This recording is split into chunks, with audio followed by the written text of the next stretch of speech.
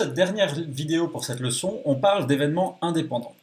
On nous dit à la définition 2.14 que deux événements A et B sont indépendants si le fait de savoir que l'événement B s'est réalisé ne modifie pas la probabilité de l'événement A et réciproquement.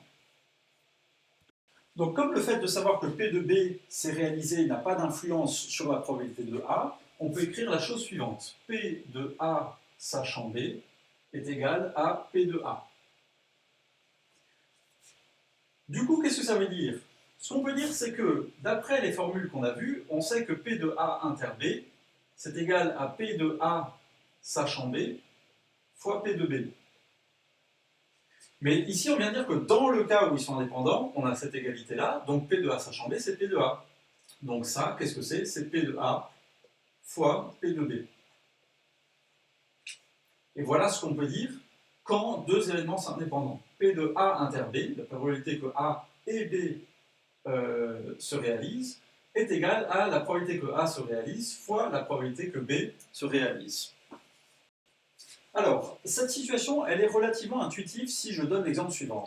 J'ai une pièce de monnaie et un dé, et puis je lance d'abord ma pièce de monnaie, puis elle tombe sur pile, et après je lance mon dé, et je me demande sur quoi il va tomber. Ben, la probabilité que mon dé tombe sur un 5, par exemple, ne dépend absolument pas du résultat que j'ai eu avec ma pièce de monnaie. Prenons, donc dans ce cas-là, on dit que les deux événements sont indépendants. Prenons maintenant un autre exemple qui est encore assez intuitif, mais peut-être un tout petit peu moins. J'ai juste une pièce de monnaie cette fois, et je la lance deux fois de suite. Alors la première fois que je la lance, la probabilité d'avoir pile est de 50%.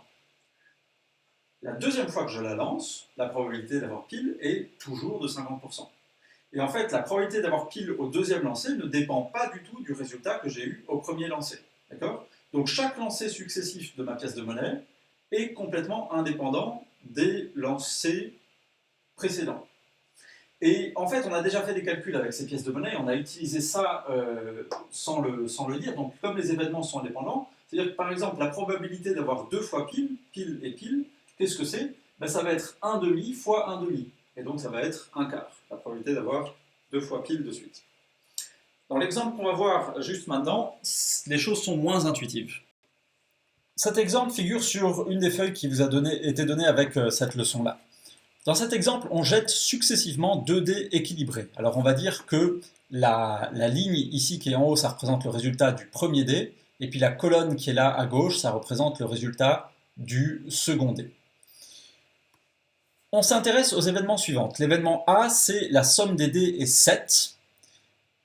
Alors si la somme des dés est 7, qu'est-ce que ça veut dire? Ça veut dire qu'on se trouve dans notre situation, on se trouve sur cette diagonale-là, et donc il y a combien de cases qui sont concernées? Ben, il y en a 6, sur un total de 36 cases, donc la probabilité de A c'est 6 sur 36.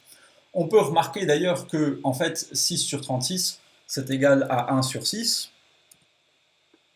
Donc on pourrait dire que ça, en fait, c'est égal à 1 sixième. Et puis ensuite, l'événement B, c'est le premier dé donne 4. Donc le fait que le premier dé donne 4, ça veut dire qu'on est sur cette colonne-là. Et là, on a de nouveau une probabilité de 6 sur 36, ce qui fait de nouveau 1 sixième. Et puis finalement, on s'intéresse à l'intersection des événements A et B, c'est-à-dire que la somme des dés est 7 et le premier dé donne 4. Du coup, qu'est-ce que ça veut dire par rapport à notre schéma ici? Ça veut dire qu'on se trouve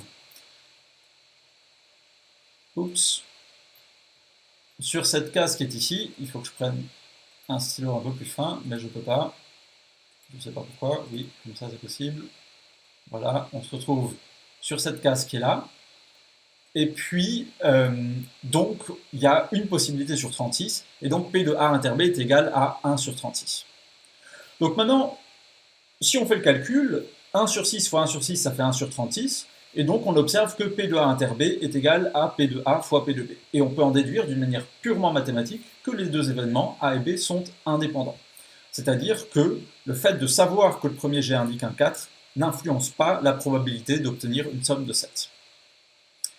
Très bien. Regardons maintenant ce qui se passe dans le cas où on change l'événement A. Au lieu de dire la somme des dés est un 7, on dit la somme des dés est par exemple un 6. Alors, il faut que je change un tout petit peu mes couleurs ici pour surligner la partie qui nous intéresse. Donc, on se retrouve à ce moment-là sur ces cases-là. Je voudrais un trait plus gros. On se retrouve sur ces cases qui sont ici. Voilà, pardon. Combien est-ce qu'il y en a? Il y en a 5 sur 36. Donc, on peut dire que P de B, P de A, pardon, c'est égal à 5 sur 36. Égale 5 sur 36. P de B, par contre, ça ne change pas, puisque B n'a pas changé, c'est toujours le premier D donne 4, donc ça c'est toujours égal à 1 sur 6. Voilà. Et puis P de A inter B, qu'est-ce que c'est? Eh bien, c'est la case qui est ici, où on est en fait à la fois... Alors, je vais essayer de l'entourer. Non, ça ne va pas. Il faut que je prenne un trait plus fin, ça ne va toujours pas. Hop. Voilà, on est sur cette case-là, où le premier dé a donné 4 et la somme est 6, et du coup, c'est de nouveau 1 sur 36. Donc, on peut dire que P de A inter B, c'est égal à 1 sur 36. Voilà. Et maintenant, si on fait les calculs, est-ce que P de A inter B est égal à P de A fois P de B? Eh bien, pas du tout, parce que P de A fois P de B, c'est 5 sur 36 sur 1 sur 6. Je ne sais pas combien ça fait, mais ça fait certainement pas 1 sur 36.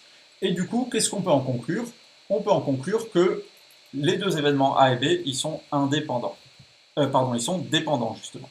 Ils sont dépendants. Voilà.